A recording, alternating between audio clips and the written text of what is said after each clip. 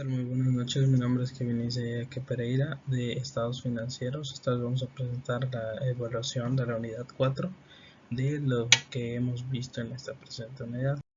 Pues en esta unidad vimos en resumen, son tres tipos, pero lo que abarcó más el tema de la unidad son los efectos de la inflación. Ok, aquí nos vamos al concepto de la inflación, pues para entrar en contexto del tema, que pues la inflación es un problema económico que implica la existencia de un desequilibrio entre los factores de producción, la cantidad de dinero en circulación y la demanda de bienes y servicios, que normalmente se ve reflejada en un incremento generalizado de bienes o servicios. Pasamos a la siguiente diapositiva. Tenemos los tipos de inflación, que son moderada, inflación galopante y hiperinflación. En este caso, la moderada se caracteriza por una lenta subida de precios. Podríamos clasificar arbitrariamente en una categoría de las tasas anuales de inflación de un dígito. Cuando los precios son relativamente estables, el público confía en el dinero. También tenemos la inflación galopante, que es la inflación de dos o tres tipos que oscila entre el 20 y el 100 o el 200% al año. Se denomina inflación galopante.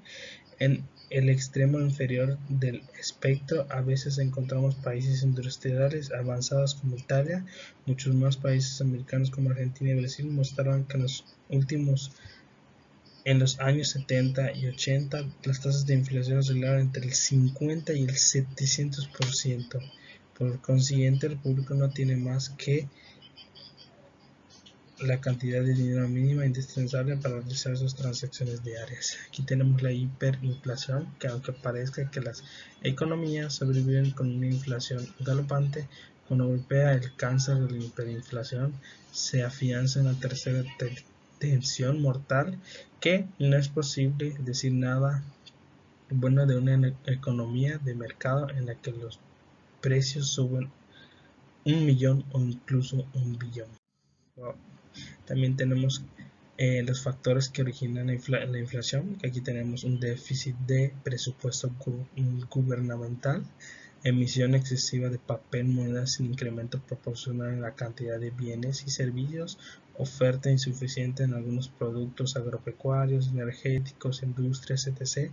en relación con la demanda, incremento en las tasas de interés bancarias, incremento en actividades especulativas, devaluación, incremento injustificado en plazas burocráticas, formación o incremento en subsidios para empresas paraestatales, factores externos, importaciones excesivas de algunos productos y servicios, abuso de financiamiento extremo y dependencia de precios internacionales de algunos productos.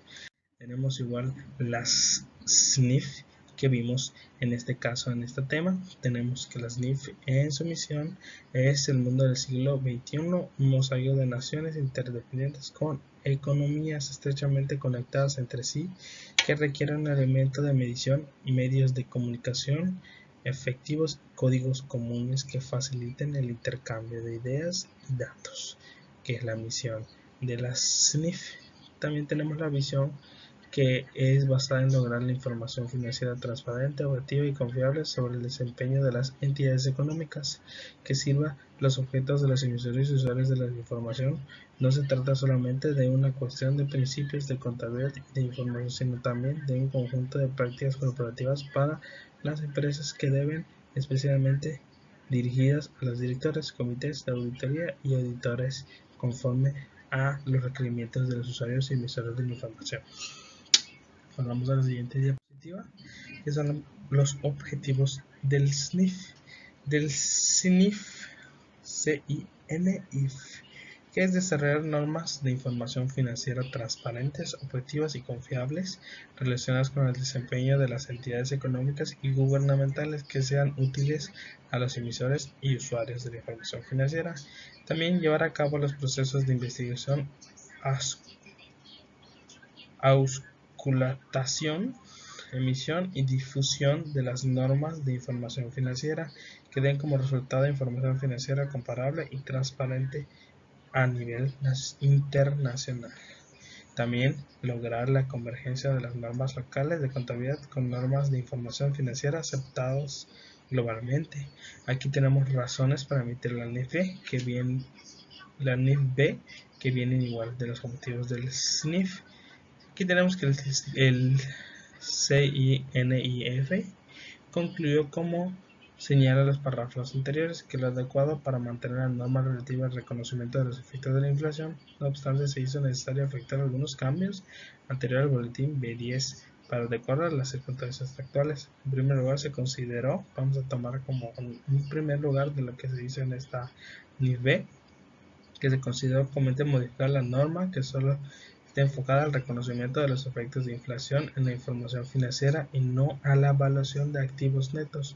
Por ejemplo, a valores de reposición, es decir, la norma solo debe atender a determinación de las cifras reexpresadas de los distintos valores. Pasamos a la siguiente diapositiva, que pues en este caso ya viene siendo la final.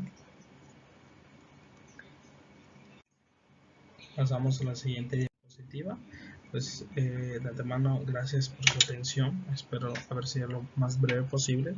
Y pues como en conclusión, relativamente a lo personal, tenemos que pues, la consecuencia más directa y económica de la inflación es la pérdida del poder adquisitivo, del dinero que disponen las familias en este caso, ¿no?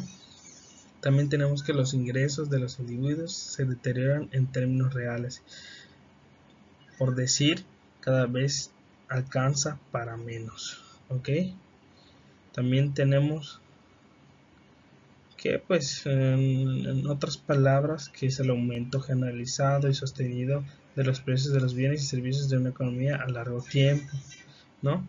También esto significa que con el paso del tiempo es probable que los precios de las cosas que compramos como alimentos, ropa y transporte y vivienda aumenten.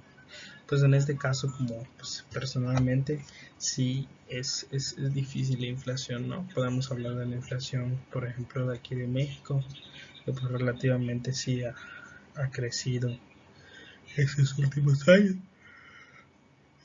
pero pues se mantiene a la par con el aumento del sueldo, ¿no?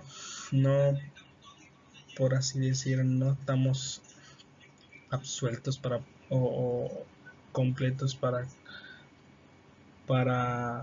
en este caso solventar todo, en este caso algún costo, algún precio o para abarcar todo, ¿no? Para poder tener el dinero o el poder adquisitivo que nos da en este caso, porque pues en realidad empleos bien pagados ahorita pues no hay muchos y en base al salario mínimo pues relativamente ahí va, ¿no? Pues espero que les haya gustado y quédate atento en los comentarios y que pasen bonita noche.